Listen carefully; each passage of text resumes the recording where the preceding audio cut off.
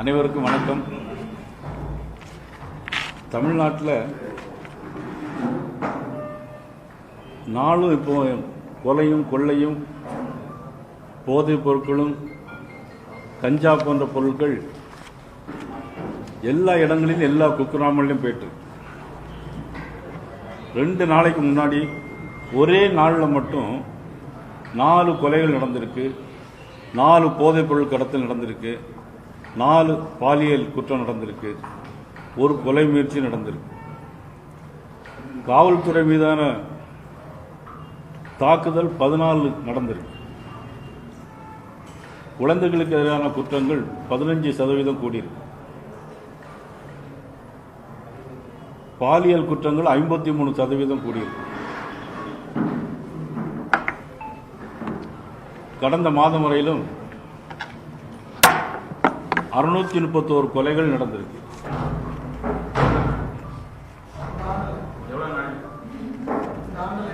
இந்த ஆட்சி வந்த பிறகு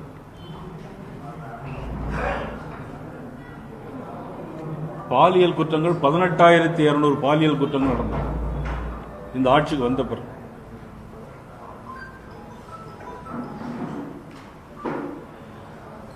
கற்பொழிப்பு சம்பவங்கள் கடந்த ஆட்சியை விட இந்த ஆட்சி வந்த பிறகு 17% கூடியிருக்கு.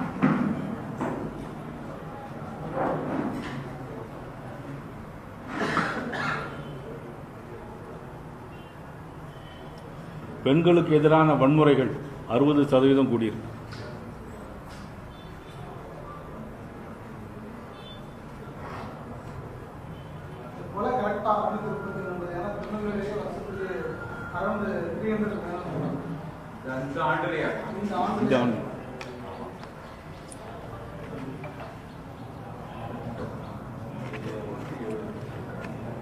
அதாவது தற்கொலை முயற்சிகள் இந்தியாவை ஒப்பிட்டு பார்க்கும்போது தற்கொலை முயற்சிகள் தமிழ்நாட்டில் தான் அதிகமாக நடந்தது. தற்கொலைகளின் தலைநகரமாக தமிழ்நாடு விளங்கிக் கொண்டது.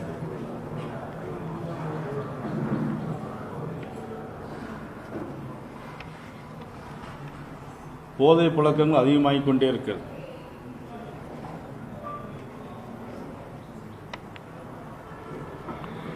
ஆனால் இந்த ஆட்சியில் தான் சமூக நீதி பற்றி ரொம்ப அழகாக பேசுவாங்க. நாங்கள் தான் சமூக நீதியை காப்பாற்றணும்னு சொல்லி சமூக நீதி காவலர் அப்படின்னு பட்டம்லாம் வாங்கிடுவாங்க. ஆனால் மலக்குழி மரணங்கள் நிறைய நடக்கும். உதாரணம், பாதாள சாக்கடையில் வேலை பார்க்குறவங்களுக்கு தேவையான உதவிக்கரங்கள், அவங்களுடைய தேவையான உபகரணங்கள் வாங்கி கொடுத்தாலே போதும். சமூக நீதி பற்றி பேசுகிறாங்க. கூடவே மதிப்புக்குரிய நண்பர் திருமாவளவன் அவர்கள் இருக்கிறாங்க. வேங்கைவேல் சம்பவத்தை பற்றி இதுவரை ஒரு விஷயம் கூட வெளியே பேசவே இல்லை. இன்னொரு இடத்துல கூட அது மாதிரி நடந்திருக்கு. பிறகு நான் அடிக்கடி சொல்லிகிட்டே இருப்பேன், என்ன மக்கள் மறந்துடக்கூடாதுங்கிறதுனால சொத்து வரி உயர்வு 300 மடங்கு அதிகம், மின்சார கட்டணம் 300 மடங்கு அதிகம். மின்சார கட்டணத்தை 2 மாதத்திற்கு ஒரு முறை இருப்பதை 1 மாதத்திற்கு நாங்கள் ஆட்சிக்கு வந்த உடனே சொல்லுவோம் அப்படின்னு சொன்னாங்க, கொண்டு வருவோம்னு சொன்னாங்க. ஆனால் பஸ் மட்டும் ஃப்ரீயாக கொடுத்துருக்காங்க. ஆனால் இன்னைக்கு ஒரு கருத்து கணிப்பு சொல்லியிருக்காங்க, பஸ் ஃப்ரீயாக கொடுத்துருக்காங்க, யாருமே அதிகம் பயன்படுத்துவதில்லை அப்படின்னு கொடுத்துருக்காங்க. ஆனால் இன்னைக்கு மின்சாரத்தை எல்லாருமே பயன்படுத்துகிறோம், ஒருத்தர் கூட மின்சாரம் பயன்படுத்தாமல் இல்லை. ஆக எல்லாரும் பயன்படுத்தக்கூடிய மின்சாரத்திற்கு மட்டும் இவ்வளவு அதிக கட்டணத்தை வாங்கிட்டு குறைவாக பயன்படுத்த பஸ்ஸுக்கு ஃப்ரீயாக கொடுக்கறதுல எந்த அர்த்தமும் இல்லை. இன்னைக்கு கார்பரேஷனில் பார்த்தீங்கன்னா திருநெல்வேலியில் பாதாள சாக்கடை தோன்றன்னு சொல்லி எந்த வேலைகளுமே நடக்கிறது இல்லை. எந்த சாலைகளும் இன்னைக்கு திருநெல்வேலி பகுதியில் சரியாக இல்லை. பாளையங்குட்டை பகுதியில் பாதாள சாக்கடைங்கிற பேரில் பண்ணிட்டு பிறகு பாதாள சாக்கடை பராமரிப்புக்காக மாநகராட்சியில் எல்லாம் பார்த்தீங்கன்னா வருஷத்துக்கு அதிகமான கட்டண வசூல் இருக்கு.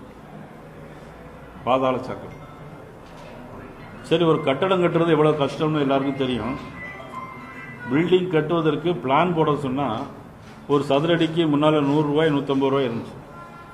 இன்றைக்கி 600 ரூபா போடுறாங்க ஒரு சதுரடி. பிளான் அப்ரூவல் மட்டும் இன்றைக்கி 600 ரூபா வாங்குறாங்க. இப்படியா இவ்வளவு சிரமங்களுக்கு மத்தியில் எங்கே பார்த்தாலும் கஞ்சா, போதைப்பொருள். கரூரில் 41 பேர் தமிழக வெற்றி கழக கூட்டத்தில் இறந்து போனாங்க. கள்ளக்குறிச்சி 65 பேர் கள்ளச்சாராயம் குடித்து இறந்து போனாங்க. எல்லா குக்கிராமங்களிலும் திமுக ஆட்சிக்கு வந்த பிறகு கஞ்சா, போதைப்பொருள், கஞ்சாவை போட்டுட்டு தான் படுகொலை பண்ணுறாங்க. பல்லடத்தில் ஒரே வீட்டில் 3 பேரை படுகொலை செஞ்சாங்க. ஈரோட்டில் சித்தோடு பகுதியில் தோட்டத்தில் குடியிருக்கிறவங்களுடைய வீட்டில் ஏறி வயதானவர்களுடைய கை காலை தனித்தனியாக வெட்டி எடுத்தாங்க. அதற்கு பாரதிய ஜனதா கட்சி சார்பாக ஒரு ஆர்ப்பாட்டம் நடத்தினோம். அந்த ஆர்ப்பாட்டத்தில் பார்த்தீங்கன்னா போலீஸ் 2-3 பேரை பிடிச்சி அரெஸ்ட் பண்ணி உள்ளே போட்டாங்க. ஈரோடு நடந்த பகுதியில் குற்றவாளின்னு சொல்லி அவங்கள பிடிச்சி உள்ளே போட்டாங்க. அது ஒரு பல்லடத்தில் நடந்த கொலைக்கு 2 பேரை பிடிச்சாங்க. அந்த அக்யூஸ் என்ன சொன்னான் அப்படின்னா, சித்தூரில் நடந்த கொலையை நாங்கள் தான் செஞ்சோம் அப்படின்ட்டாங்க. முதல்ல சித்தோடு அந்த ஈரோடு பக்கம் நடந்த கொலைக்கு அக்யூஸ் பிடிச்சி உள்ளே போட்டாங்க. ஆனால் அதற்கு பிறகு பல்லடத்தில் நடந்த கொலை குற்றத்தை விசாரிக்கும் போது பார்த்தீங்கன்னா அந்த கொலையை நாங்கள் தான் செஞ்சோம் அப்படின்னாங்க. அப்போ ஏற்கனவே ஜெயிலில் இருக்கிறவங்க எந்த கொலையை செஞ்சாங்கிறது தெரியல. ஏன்னா காவல்துறையுடைய சட்ட ஒழுங்கு நிலைமை எப்படி இருக்கு? ஆக சட்டம் ஒழுங்கு சரியில்லை. கள்ளச்சாராயம், பாலியல் வன்கொடுமை, கற்பழிப்பு சம்பவம். நேற்று கூட ராமநாதபுரத்தில் ஒரு பெண்ணை கத்தியால் குத்தி கொண்டு இருக்கிறான். இதெல்லாம் யாருடைய ஆட்சியில்? திராவிட முன்னேற்ற கழக ஆட்சி, திமுக ஆட்சி இல்லை. மதிப்புக்குரிய நம்முடைய முதலமைச்சர், அவங்களுடைய நோக்கமே என்னன்னா, மதிப்புக்குரிய துணை முதலமைச்சர் உதயநிதி ஸ்டாலின் அவர்களை முதலமைச்சராக்க வேண்டும் என்பதற்காகவே ஒரு கூட்டணியை, பயபக்தியோடு ஒரு கூட்டணியை நடத்தி கொண்டிருக்கிறார். கூட்டணி பலவும் இல்லை, பயபக்தியோடு அந்த கூட்டணி பெயரக்கூடாதுங்கிறதுல ரொம்ப தெளிவாக இருக்காங்க. ஆனால் மக்கள் அப்படி இல்லை. மக்கள் நீ தெளிவாக இருக்கிறாங்க. ஆட்சிக்கு வந்தவுடனே நீட் தேர்வை ரத்து செய்யணும்னு சொன்னாங்க, செய்ய முடியாதுன்னு தெரியும். அதே போல இப்போ ஒரு சம்பவம். நேற்றைக்கு பாரத பிரதமர் மதிப்புக்குரிய நரேந்திர மோடி அவர்கள் கோயம்புத்தூருக்கு வந்து தென்னிந்திய இயற்கை வேளாண் பொருட்கள், வேளாண் விவசாயிகளுடைய மாநாட்டிலே கலந்து கொண்டு நாடு முழுவதும் இருக்கக்கூடிய விவசாயிகளுக்கு 18,000 கோடி ரூபாயை ஒரே பட்டனில் அமைக்கி நேற்றும் நாடு முழுக்க இருக்க விவசாயியை கொடுத்த மாபெரும் தலைவர் நரேந்திர மோடி அவர்களை குறை சொல்ல வேண்டும், குற்றம் சொல்ல வேண்டும் என்பதற்காகவே இப்பொழுது இன்னைக்கு கரூரிலே, கோயம்புத்தூர்லே ஒரு ஆர்ப்பாட்டம். இது இவ்வளவு விஷயத்தையும் மாற்றுறதுக்காக, ஒரு மடை மாற்றுவதற்காக ஒரு ஆர்ப்பாட்டம். கோயம்புத்தூரில் மெட்ரோ ரயில் கொண்டு வரவில்லை, மத்திய அரசு நிராகரித்து விட்டது. மதுரையில் மெட்ரோ ரயில் நாங்கள் டிபிஆர் ரிப்போர்ட் கொடுத்தோம், மத்திய அரசு நிராகரித்து விட்டது அப்படின்னு சொல்லிட்டே இருக்காங்க. அப்ப திருநெல்வேலிக்கு ஏன் அவங்க கொடுக்கல? தேர்தல் அறிக்கையில திருநெல்வேலிக்கு சொல்லியிருந்தாங்களே, திருநெல்வேலிக்கு மெட்ரோ திட்டம் கொண்டு வருவோம்.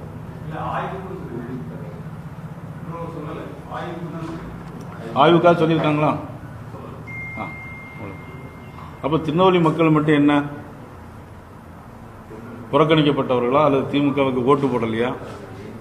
ஓட்டு போடலை அப்படிங்கிறது தான் நோக்கமே தவிர, கோயம்புத்தூரில் இருக்கக்கூடிய எல்லா சட்டமன்ற உறுப்பினர்களும் அதிமுக சட்டமன்ற உறுப்பினர்கள், தேசிய ஜனநாயக கூட்டணியை சேர்ந்தவர்கள்.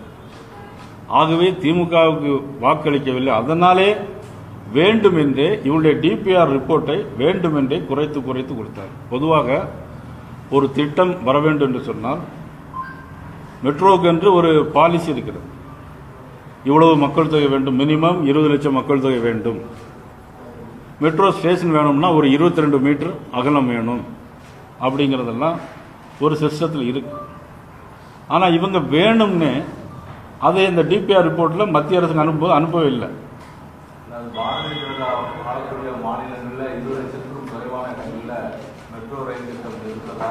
நான் அதை ஒத்துக்கிறேன். ஆனால் பாரதிய ஜனதா ஆளக்கூடிய அந்த மாநிலத்திலையும் உதாரணத்துக்கு உத்தரப்பிரதேசத்தில் லக்னோவில் பார்த்தீங்கன்னா ஆக்ராவில் இதே மாதிரி டிபிஆர் ரிப்போர்ட்டு அவங்க ரிஜெக்ட் பண்ணல.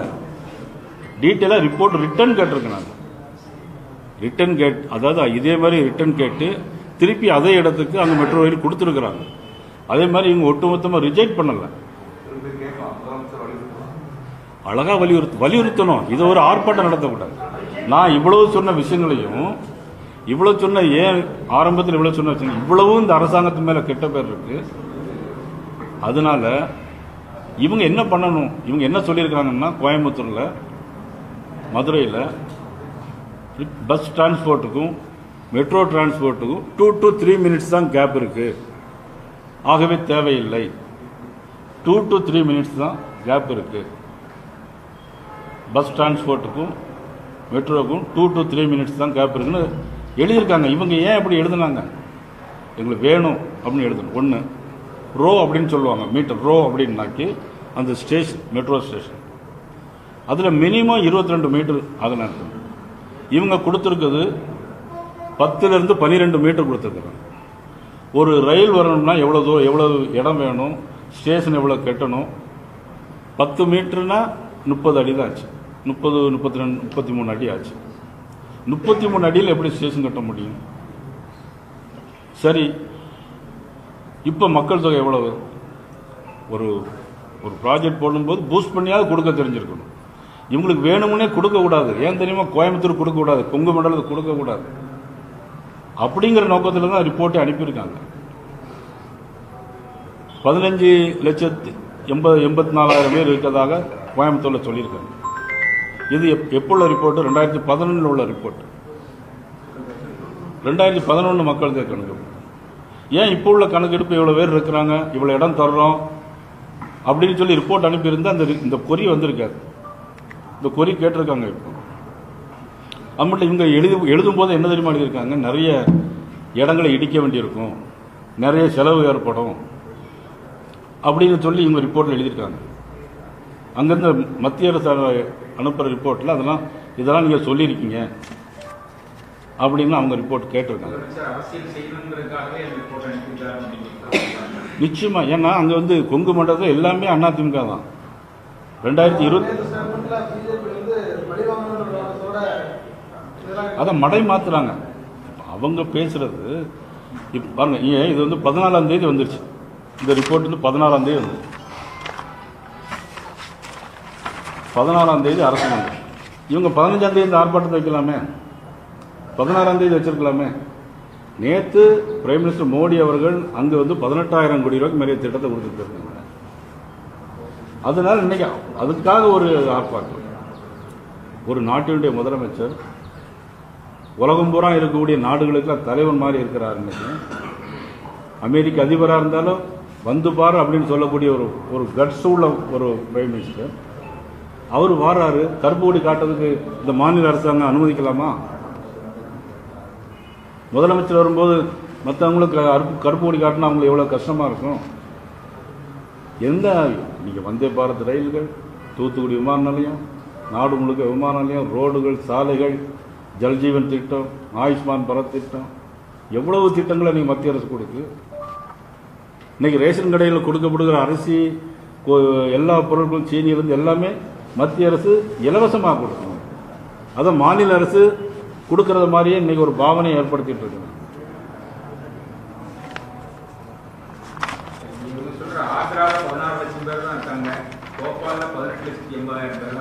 ஆமா,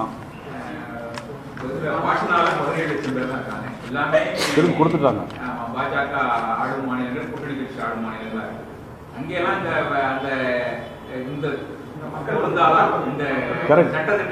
அதுதான் கரெக்ட். அங்கிருந்த ரிட்டர்ன் பண்ணி இதே மாதிரி மத்திய அரசு ரிட்டர்ன் பண்ணி அந்த மாநில அரசாங்கம் எங்களுக்கு வேண்டும், நாங்கள் இன்னும் என்ன ஏற்பாடு செய்யணும் தரேன்னு சொல்லி திருப்பி அந்த டீடைல்டு ரிப்போர்ட் திருப்பி போன பிறகு 2வது முறை தான் ஒப்புதல் வந்திருக்கு. நீங்க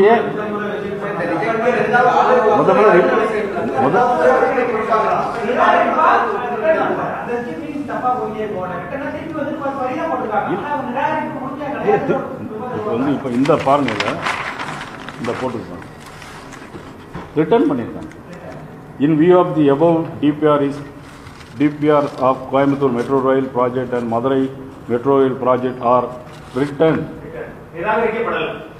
தான், நாட் ரிஜெக்டட். ஸோ நான் முதலமைச்சரை கேட்குறேன், ஏன் நீங்கள் 15ஆம் தேதி இதுக்கு பதில் எழுதலை? ஏன் முதல்ல பிரைம் மினிஸ்டர் வந்துட்டு போன பிறகு நீங்கள் வந்து இந்த ஆர்ப்பாட்டத்தை நடத்துறீங்க? கரூரில் இன்னைக்கு கோயம்புத்தூரில் செந்தில் பாலாஜி தலைமையில் ஆர்ப்பாட்டம் நீங்கள் நடக்குது, நாளைக்கு மதுரையில் அறிவிச்சிருக்காங்க. ஏன் மக்களை ஏமாத்துறீங்க? நான் திருப்பி ஒரு வாட்டி சொல்கிறேன் பாருங்க. In view of the above TPRS of Coimbatore Metro Rail Project and Madurai Metro Rail Project are written herewith. நான் இன்னொன்று சொல்கிறேன் பாருங்க. மெட்ரோ அலைன்மெண்ட் காரிடார் ரோ அப்படின்னு சொல்கிறாங்க. உக்கடம் கோயம்புத்தூரின் corridor 2 Nawab Hakim road metre எவ்வளோ தெரியுமா கொடுத்துருக்காங்க? 10லேருந்து 12 மீட்டர். அவங்க தெளிவாக கொடுத்துருக்காங்க. DPR reference para 513 page 55. Big Bazaar road metre 18லேருந்து 22 வரைக்கும் கொடுத்துருக்காங்க. பேரா 5 கிளாரிஃபிகேஷன் கேட்டிருக்காங்க. ஸ்டேட் பேங்க் ரோட் 22லேருந்து 24. இது ஓகே, இதெல்லாம் ரெண்டு முடியாது. Hosur road up to junction of Avinashi road 22-24. Old post office road 7 to 10 metre. 7 metre 10 metre எப்படி ஒரு ரயில்வே ஸ்டேஷன் கட்ட முடியும்?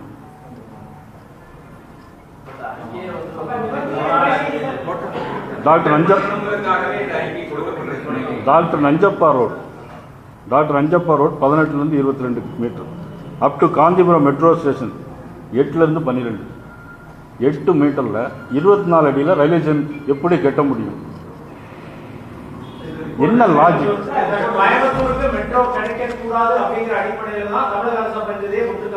அப்படிதான் பகிரங்கமா நான் குற்றச்சாட்டு.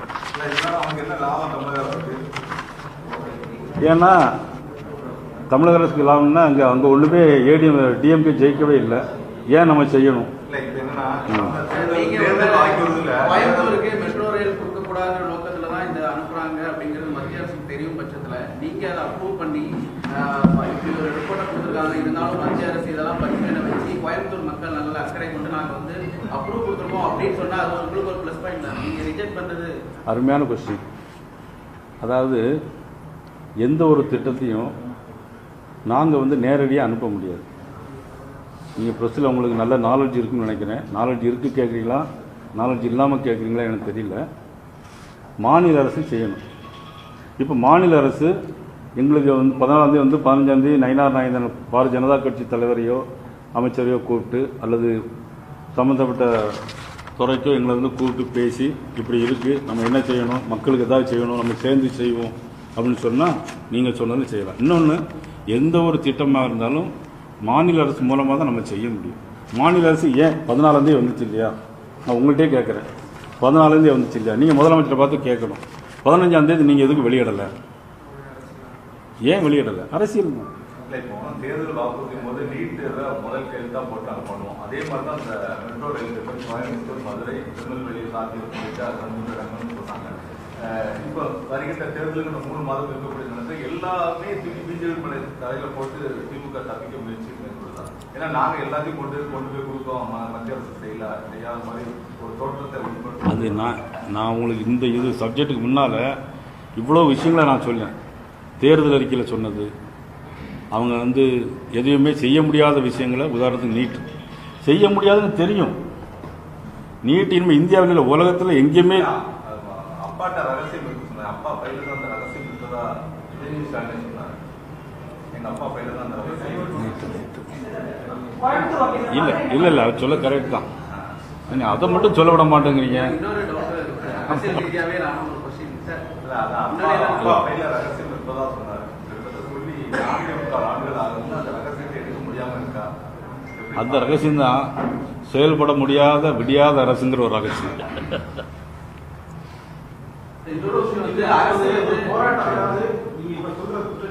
இதுக்கு போராட்டம் அவசியம். யாரு?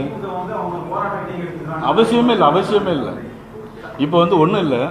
அவங்க பக்கம் நியாயங்கிற மாதிரி அவங்க போராட்டங்கிறது எங்க பக்கம் நியாயம் இருக்கு. மத்திய அரசு தமிழகத்தை வஞ்சிக்கிறது அப்படிங்கிறது இதை மட்டும் இல்ல, பணம் கொடுக்கறதுல ஆரம்பிச்சு எல்லா விஷயத்திலுமே தமிழகம் வஞ்சிக்கிறது. நீங்க கோயபல்ஸ் தத்துவம் கேள்விப்படுறீங்களா?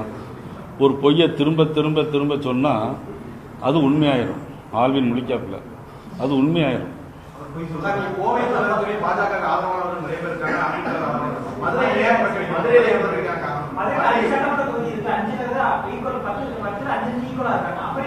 சார் மக்களுக்கு செய்யணுங்கிற எண்ணம் வரணும் சார். முதலமைச்சருக்கே தெரியலையா அதிகாரிகள் தயார் செஞ்சு மேபி இருக்கலாம். நீங்க சொல்றது சரியா கூட இருக்கலாம்.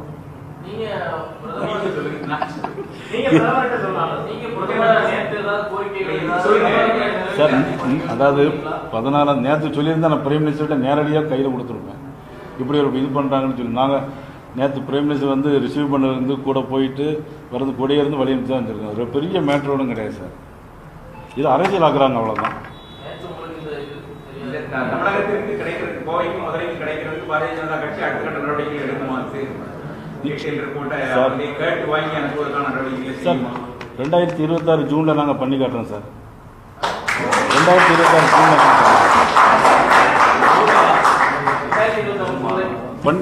நாங்க மெட்ரோ ரயில் கோயம்புத்தூர் வரோம்.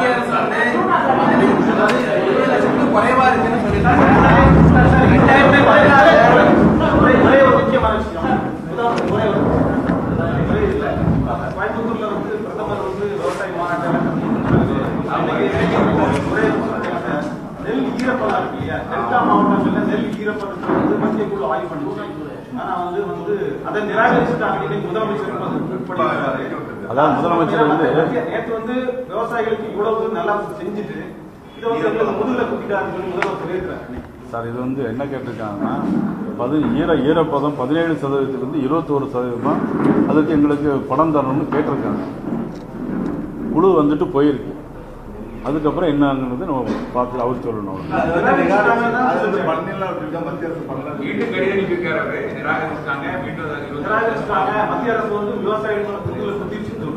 இவரு எல்லாரும் போதிலும் மக்கள், தமிழக மக்கள், ஒட்டுமொத்த மக்கள் போதிலும் குத்திட்டே இருக்காரு சார். முதல்ல கஞ்சாவை நிப்பாட்ட சொல்லுங்க சார். கஞ்சா, இந்த அபீன், இந்த மெத்தப்பெட்டும் எனக்கு வாயில வரவே மாட்டாங்க. அதெல்லாம் நிப்பாட்ட சொல்லுங்க முதல்ல. சார் இன்னொரு விஷயம், நீங்க பாலியல் குற்றங்கள், பெண்களுக்கு எதிரான குற்றங்கள் தமிழ்நாட்டில் அதிகரிச்சு சொல்றீங்க. ஆனா 2023 NCRP அந்த அறிக்கையின்படி ராஜஸ்தான், யூபி இந்த மாநிலங்கள்ல தான் இந்த அதிகமான குற்ற வழக்குகள் பதிவு செய்யப்படுதுன்னு. நம்ம தமிழ்நாட்டில் பாருங்க முதல்ல. நீங்க அங்கெல்லாம் போறீங்க, அங்கெல்லாம் போக வேண்டாம். தமிழ்நாட்டில் வாங்க.